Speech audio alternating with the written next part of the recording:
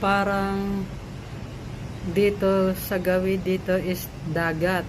Tapos sa kabila ay parang dagat na apoy. Tignan nyo po. 'Di ba? Sa kabila ng bundok. Parang nakakatakot naman yata.